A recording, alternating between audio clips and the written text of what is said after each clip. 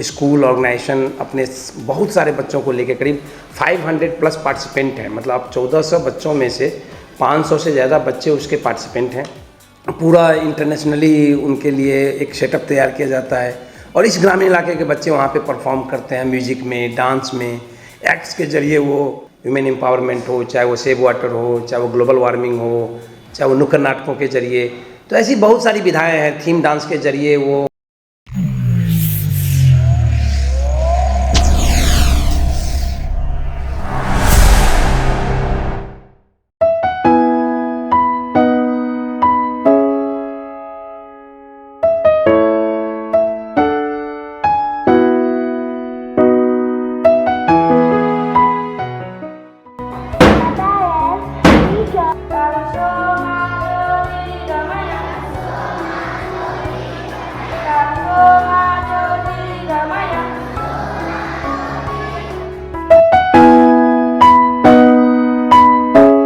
आज हम एक ऐसे स्कूल के बारे में बात करने जा रहे हैं जो अपने उत्कृष्ट शैक्षणिक गुणवत्ता के कारण आज विश्व स्तरीय विद्या मंदिर बन चुका है। जी हां, हम बात कर रहे हैं मधुबनी के फुलपरास का एक ऐसा विद्यालय जिसने शिक्षा के नए आयाम गढ़े हैं, और वो स्कूल है संस्कार भारती ग्लोबल स्कूल।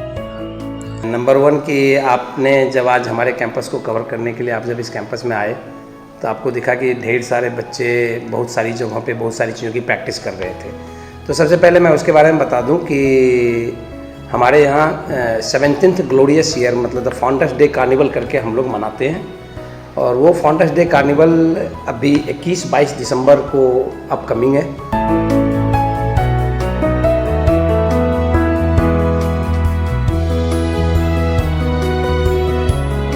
संस्कार भारती ग्लोबल स्कूल का मुख्य उद्देश्य है गरीब, ग्रामीण एवं किसान परिवार के बच्चों को अत्याधुनिक शिक्षा से जोड़ना।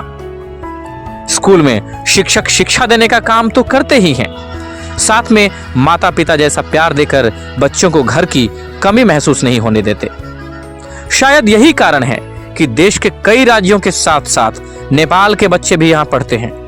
फ्रेंच रिवॉल्यूशन में ये दिखाया गया था कि कैसे मतलब मोनार्की लोग मतलब लोगों पे मतलब दबदबा बनाए हुए थे और उनसे ज़बरदस्ती पैसा लेते थे, जबकि उनको देना चाहिए था, वो अमीर थे, लेकिन ऐसे ही उनको लूट रहे थे। लेकिन आखिरी में लोगों में एकता आया और सब मोनार्की के खिलाफ लड़े, और फिर बाद में फ्रांस पूरा यूनाइट हो गया और ऐसे नेशनलिज्म की भावना हर जगह फैली, और इंडिया में भी वहीं से नेशनलिज्म की भावना आई थी। और आप बिलीव नहीं करोगे, अगर वो तो आप लोग साक्षात देख लेंगे यूट्यूब पे या हमारे स्कूल साइट्स पे, ऐसे ढेर सारी वीडियोस भरी पड़ी हैं कि मुझे पूरे बिहार में मुझे नहीं लगता कि कोई भी स्कूल ऑर्गेनाइजेशन अपने बहुत सारे बच्चों को लेके करीब 500 प्लस पार्टिसिपेंट हैं। मतलब आप 1400 बच्चों में से 500 से ज़्यादा बच्चे उसके पार्टिसिपेंट हैं, और वो विभिन्न जगहों पे पिछले 2 दिनों से तैयारी शुरू किया है इन्होंने, और मुश्किल से 10-12 दिनों की प्रैक्टिस मिलेगी उन्हें। और आपने पीछे देखा होगा 50 फीट बाई 40 फीट का एक इंटरनेशनल कन्वोकेशन कंसर्ट्स जैसा एक स्टेज मिलता है उन्हें। पूरा इंटरनेशनली उनके लिए एक सेटअप तैयार किया जाता है, और इस ग्रामीण इलाके के बच्चे वहाँ पे परफॉर्म करते हैं, म्यूजिक में, डांस में, एक्ट्स के जरिए वो सोसाइटी को मैसेज दे रहे होते हैं कि क्या बुरा है, क्या अच्छा है, चाहे वो ह्यूमन एम्पावरमेंट हो, चाहे वो सेव वाटर हो, चाहे वो ग्लोबल वार्मिंग हो, चाहे वो नुक्कड़ नाटकों के जरिए। तो ऐसी बहुत सारी विधाएँ हैं। थीम डांस के जरिए वो कुछ संदेश दे रहे होते हैं, पेरेंट्स की भी भीड़ होती है, तो एक तो तैयारी उसकी चल रही थी। यहाँ शिक्षा सिर्फ किताबों तक सीमित नहीं, बल्कि बच्चों के सर्वांगीण विकास पर जोर दिया जाता है। संगीत, नृत्य, नाटक, विजुअल आर्ट्स और खेलकूद, ये सभी इस विद्यालय के अभिन्न हिस्सा है। फाउंडर डे के दिन बच्चे अपना एक्स्ट्रा एक्टिविटी परफॉर्म करते हैं।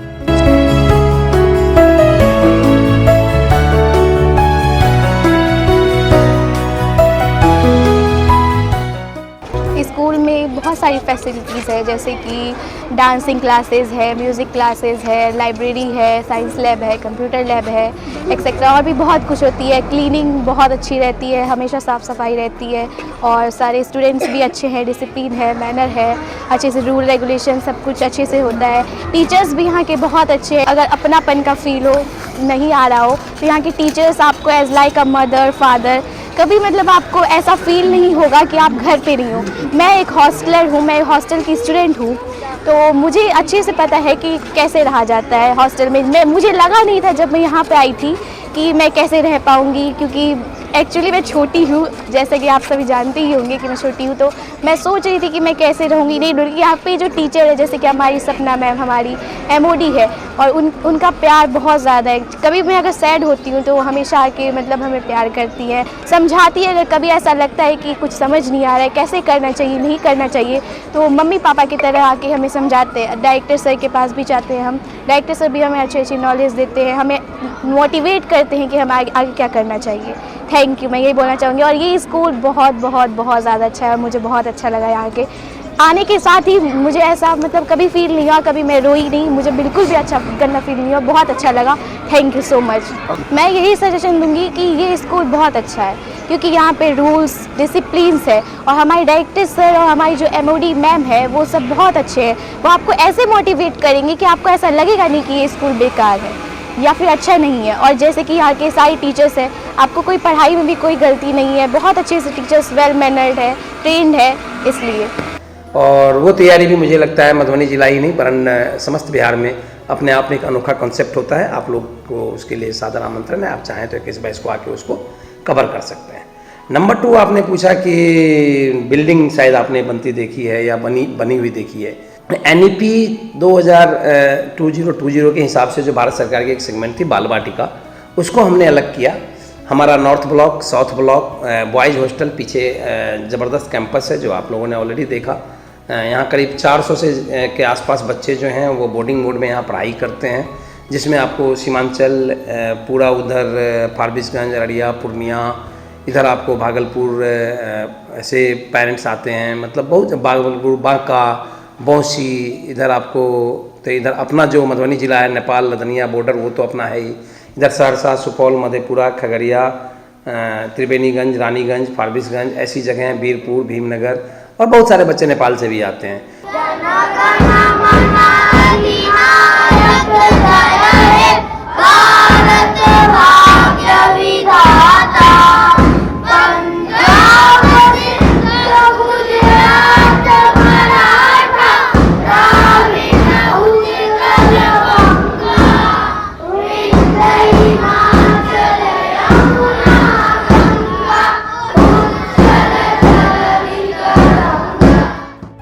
यह विद्यालय CBSE से मान्यता प्राप्त है और अंग्रेजी माध्यम से छात्रों के उज्जवल भविष्य के निर्माण में महत्वपूर्ण भूमिका निभा रहा है। Good morning everyone.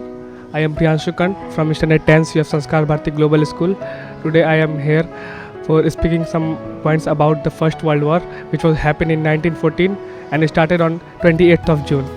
This was started when the King of Austria invites her famous enemy of Bosnia to for a dinner, but the King of Bosnia has not ready to do this, and he kills the son of Austrian king. After all, from this the Austrian king was very angered and tried to attack on Bosnia, and Germany helped the Austria on 28th of July after 1 month of Austrian king's sons died, and then World War will be start for 4 years, and United States was also involved in 1917 in the First World War.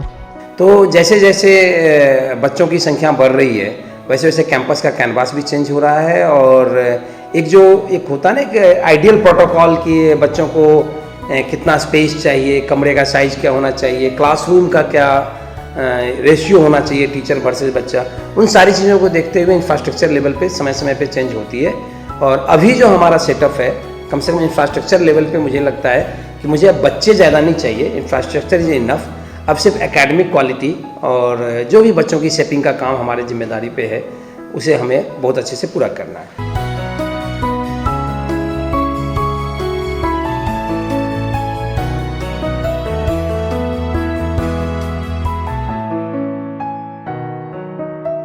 अब तीसरी बात आपने पूछी थी कि challenges क्या आते हैं। तो जैसा कि आपने देखा होगा कि ये जो इलाका है कोई मेट्रो नहीं है, कोई सिटी नहीं है। पेरेंट्स जो हैं वो अमूमन छोटे छोटे बिजनेस में अपने आप को इन्वॉल्व हैं। मोबाइल डिजिटल युग में जो सबसे बड़ा चैलेंज आता है डिजिटलाइजेशन का, यूरोपियन कंट्रीज़ तो थोड़ा बहुत चेंज कर भी लिया, शहरी पेरेंट्स थोड़ा बहुत अपने बच्चों के पीछे लगे हुए भी हैं। बड़ा दर्द होगा आपको ये सुन के कि बच्चा अगर महीने में 30 दिन के स्कूल में 20 दिन नहीं आता है, फिर भी गार्जियन को दर्द नहीं होता यहाँ से पहुँच जाए या नहीं जाए कि बच्चा स्कूल क्यों नहीं जा रहा है। पेरेंटिंग के लेवल पे काफ़ी जीरो पेरेंटिंग है यहाँ पे।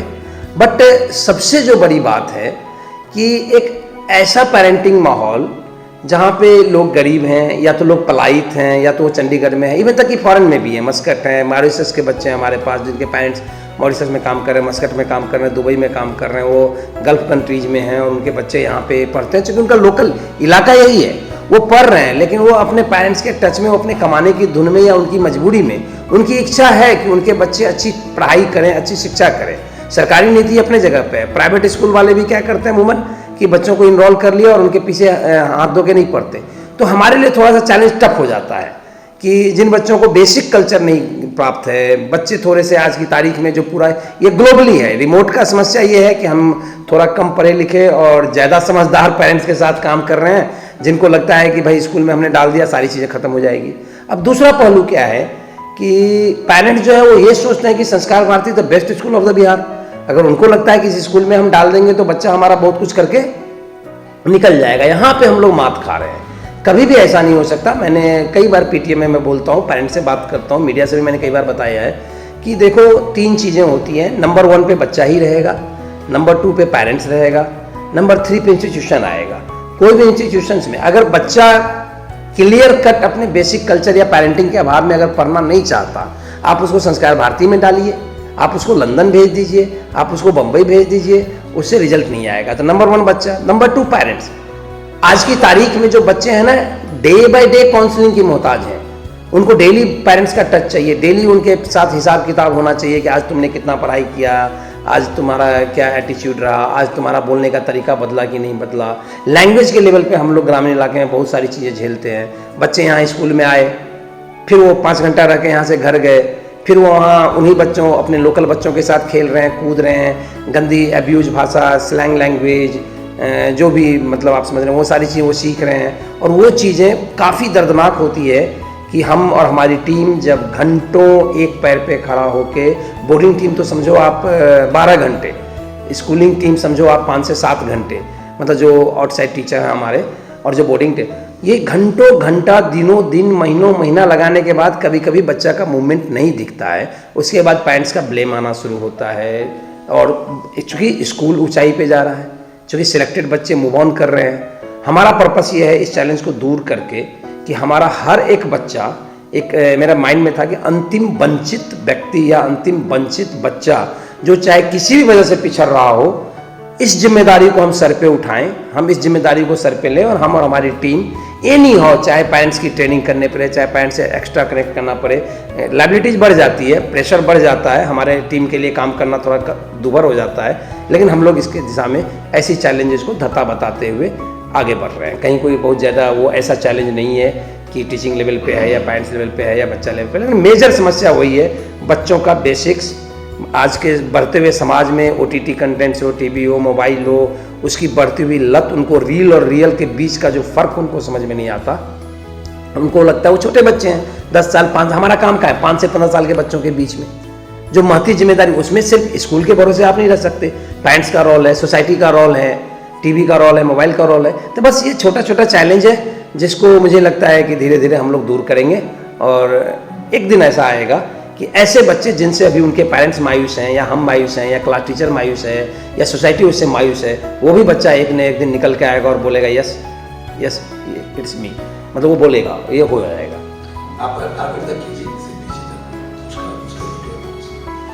KG to PG की सिंपल सी परिकल्पना है हमारी। फिलहाल तो इस स्कूल को सिर्फ एक छोटे से स्टेडियम की ज़रूरत है।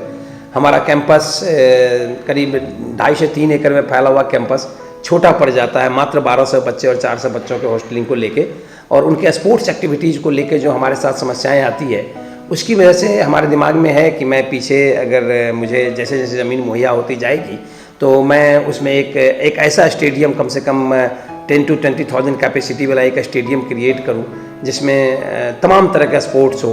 अभी आपने देखा होगा हमारे कैंपस में अभी स्पोर्ट्स एक्टिविटी के नाम पे basketball, lawn tennis, badminton, volleyball और थोड़ा बहुत एथलीट मीट जैसा related like the kabaddi, kho kho और एथलीट मीट्स होते हैं। और इंडोर गेम के तौर पे आप समझोगे तो टेबल टेनिस, चेस, लूडो वगैरह में बच्चे रहते हैं। लेकिन मेरा इंटरेस्ट है कि हमारे पास एक ऐसा स्टेडियम होना चाहिए जहां हम बच्चों को फुटबॉल के लिए रेडी कर सकें, जहां बच्चों को अच्छी क्रिकेटिंग शिक्षा दे सकें, जहां बच्चों को हम रग्बी सिखा सकें, जहां बच्चों को हम बेसबॉल, हैंडबॉल, कुछ भी मतलब जो तमाम तरीके के स्पोर्ट्स एक्टिविटी, क्योंकि मेरा शुरू से मानना रहा है कि स्पोर्ट्स जो है ना आपको 2-3 चीज़ें खड़े खड़े दे देता है। जो चैलेंज हम झेल रहे हैं ना डिसिप्लिन का, अगर वो स्पोर्ट्स में इंटरेस्टेड है ना, उसका डिसिप्लिन भी ठीक होगा, उसका कैलकुलेशन ठीक होगा, उसकी टाइमिंग सही होगी। स्पोर्ट्स में क्या होता है 1 सेकंड में आपको सोचना होता है।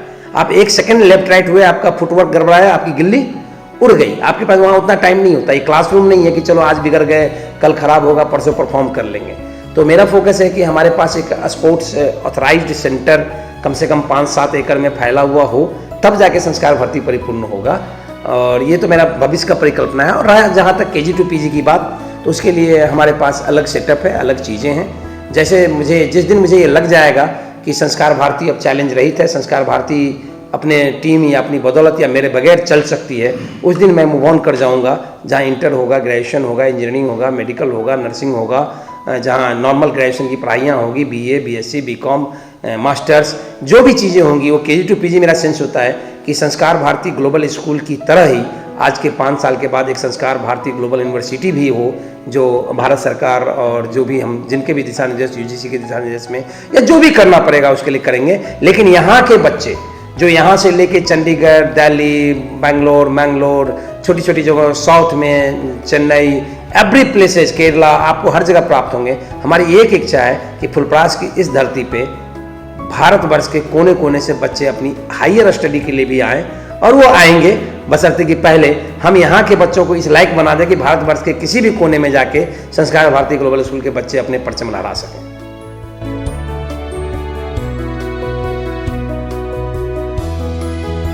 स्कूल के फाउंडर और डायरेक्टर डॉक्टर विजय रंजन को स्कूल के अच्छे गुणवत्ता को लेकर दिल्ली, मुंबई के अलावा विदेशों में भी सम्मानित किया जा चुका है।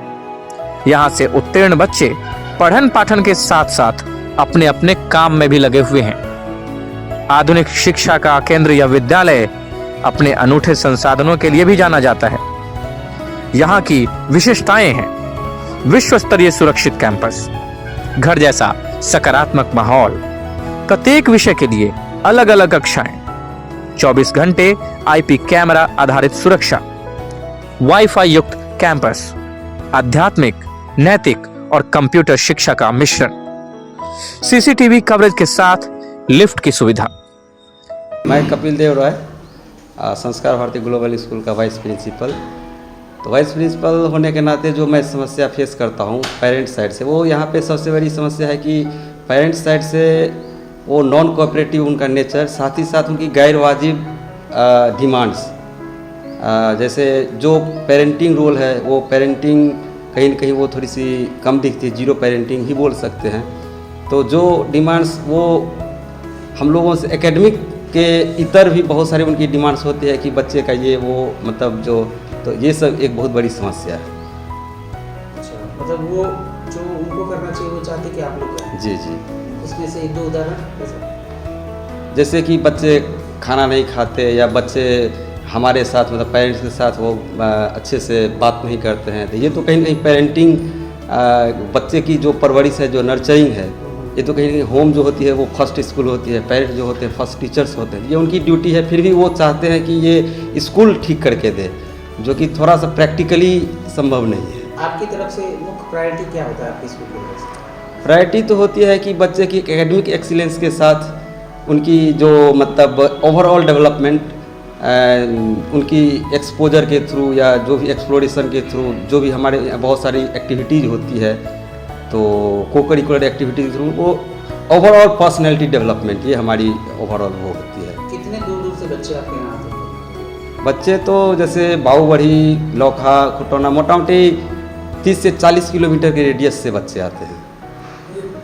के अलावा किसी और डिस्ट्रिक्ट से आते हैं? हाँ, दूसरे जगहों से भी है, दूसरे ज़िलों से भी है, जो बोर्डिंग मोड में है, जो बच्चे बोर्डिंग मोड में संस्कार शाला में हैं, अच्छा, दूसरे ज़िलों से भी। हॉस्टल में जो रहते हैं, हॉस्टल में जो रहते उसमें गर्ल्स एंड बॉयज़ दोनों हैं, गर्ल्स बॉयज़ सेपरेट हॉस्टल है, सेपरेट कैंपस है। अभी मैं इन लोगों को बता रहा था कि इलेक्ट्रिक करंट मेजरिंग डिवाइस क्या है। एक्चुअली एमीटर के बारे में मैं इनको समझाने की कोशिश कर रहा था कि इलेक्ट्रिक करंट का जो मेजरिंग डिवाइस है वो एमीटर है, और इलेक्ट्रिक करंट का जो स्टैंडर्ड यूनिट, जिसको हम ऐसा यूनिट भी बोल सकते हैं, वो है आपका एम्पियर। कोऑर्डिनेटर हूँ स्कूल का, और ये जैसे आप देख रहे हैं यहाँ पर कि क्वालिटी एश्योरेंस एक हम लोग का जो एक अलग ब्लॉक यहाँ पर बना हुआ है। यहाँ पर जितने भी इंचार्जेस हैं सब यहाँ पर बैठते हैं, और जो भी स्कूल का जो भी एक्टिविटीज़ होता है वो यहाँ से मतलब यहाँ से कंट्रोल होता है। यहाँ पर अलग सेगमेंट इंचार्जेस हैं, एक्टिविटी इंचार्जेस हैं, उसके बाद आपको डिसिप्लिन इंचार्जेस हैं। तो ओवरऑल जो भी स्कूल का मतलब जो होता है सब कुछ यहाँ से हम लोग कंट्रोलिंग यहाँ से करते हैं और उसको सॉर्ट आउट करते हैं। Thank you. छात्रों के स्वास्थ्य को भी विशेष ध्यान दिया जाता है। हेल्थ प्लस मेडिकल प्रोग्राम के तहत नियमित स्वास्थ्य परीक्षण और जागरूकता कार्यक्रम आयोजित किए जाते हैं। संस्कार भारती ग्लोबल स्कूल केवल एक विद्यालय नहीं बल्कि एक शिक्षा क्रांति है, जो बच्चों को ज्ञान, संस्कार और आधुनिकता का अद्भुत संगम प्रदान कर रहा है।